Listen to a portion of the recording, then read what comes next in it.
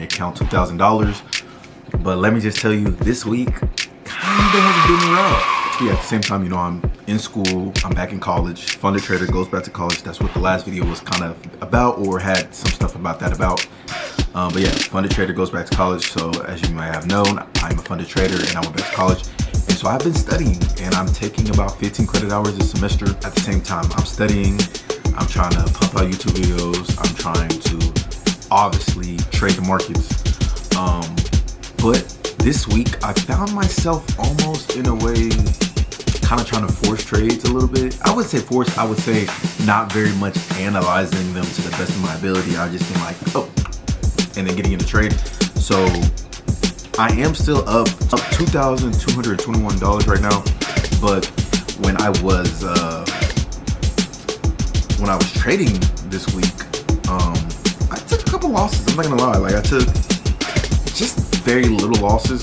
They weren't a lot of losses. The losses were small. Like I took a $172 loss here, 270, then got back 118, a little scalp right there, and then so forth. But then I had that bigger win, $403 to get me back up to 2.2K. I just wanted to just be very transparent with that because I'm just like, okay, I too, as experienced trader I am, sometimes, you know, I can sometimes rush things, and I just have to realize that you don't have to rush things. And I was only rushing things because I've been so busy trying to create content, study for my exams and all of that, or upcoming exams, doing homework and stuff for college. But I just wanted to be transparent and be like, you know what, even though I am a funded trader and at the same time I'm taking another FTMO 200K challenge, I do mess up, but I try not to mess up too bad to where they're not fixable. So I was able to get the account back up 2-point-something K. Obviously, I was never worried when I was taking those little small losses. Like I said, my losses are always smaller than my wins.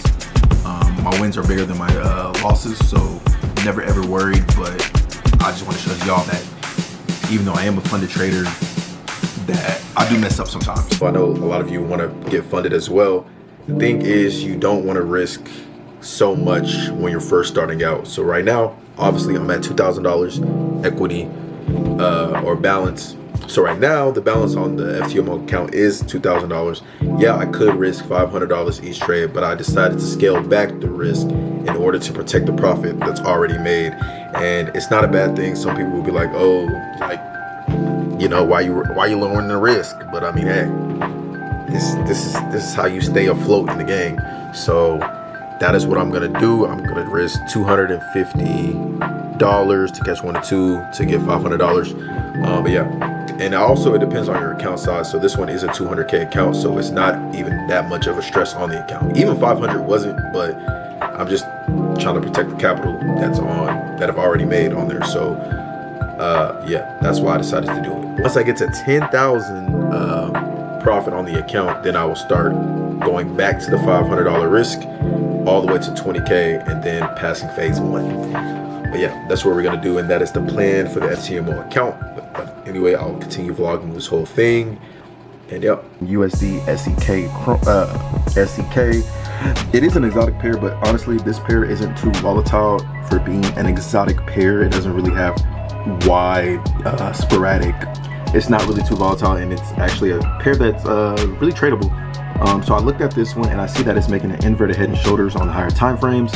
And the guys, also, if you are familiar with the way I trade, we have major gaps that need to be filled. A major gap here and a major gap here. And then we have it coming off an inverted head and shoulders. And then guess what? Price just took all this liquidity right here, liquidity grab. And if you know anything about liquidity grabs like to grab liquidity and go the other way. And that's what my analysis is on USD SEK, and I will be taking a trade once I get breaks above the neckline on the inverted head and shoulders. And the next one that I'm looking at is CAD CHF. It's kind of making another inverted head and shoulders. It's not the prettiest. I mean, we have this shoulder coming here and this shoulder's over here, but as we know, price is not perfect, so this will still be valid if we get a break above this neckline right here. And then to fill these gapped areas, y'all. Gaps, like once you know how the market works and how it likes to attack those gaps, and it just makes your analysis spot on. So those are the 2 trades that I really am looking for this week.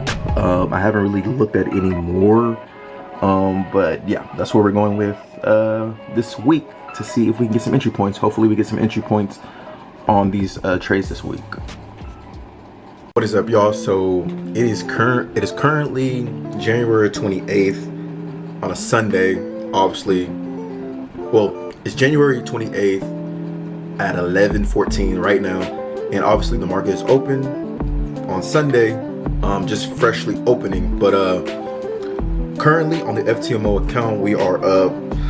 Let's see how much we are up. I'm on my phone. Let's see how much we're up. We're up $202,221.66. Yeah. So last week, I really didn't take that many trades. I only took 2, and I won 1 and lost 1. But really, the one that I lost was like stupid. Like, I was again trying to go on the lower time frame, but lately I've been on the higher time frame, so that's why I haven't really taken too many setups. But the thing you guys got to remember is, especially if you are starting out and if you are doing any type of funded account, and if you are trying to get any kind of funded account, or if you're trading your own capital, you need to realize that every day is not a trading day. You don't have to trade every day to be a day trader. Being a day trader does not mean you take setups every single day.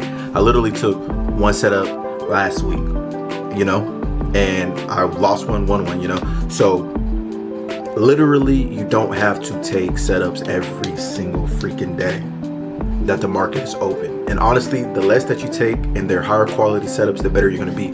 If you're a scalper, you're going to be trading a lot, but I really am not trying to be a scalper anymore. I want to be able to not be on the charts as much.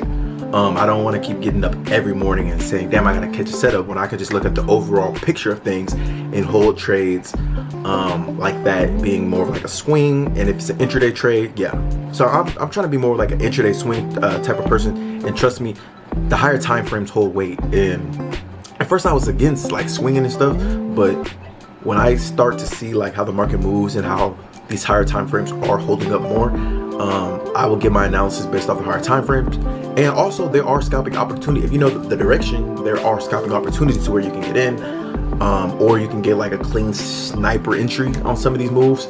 But yeah, that's what we are doing. And also, as you guys know, I am a funded trader that has just now begun going back to college.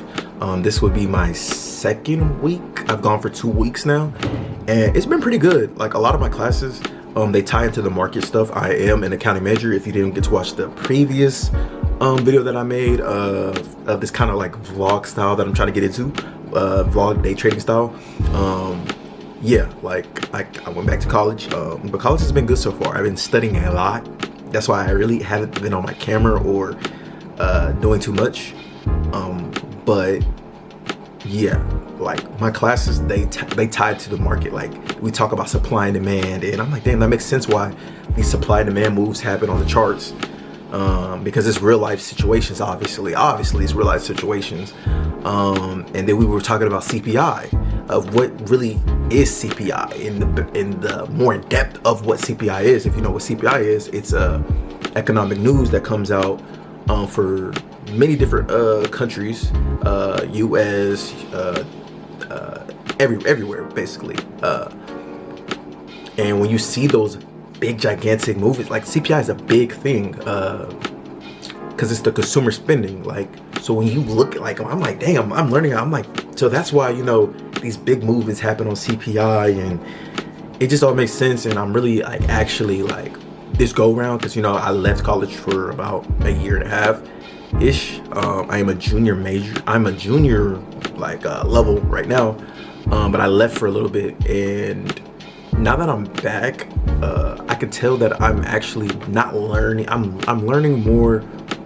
I'm learning because I really want to know the information this go around, and that's what I'm happy about. And obviously going back to school, being a funded trader, and on the way to trying to get another FTMO account, I feel good. I feel good about where things are going. So, but yeah, not gonna ramble too much. But yeah, that's what we're gonna do. Hopefully these moves get us an entry this week. It is also NFP week, so we have to be very careful. But I've noticed that with NFP, it's more towards the lower time frames that get affected the most. And NFP might just push.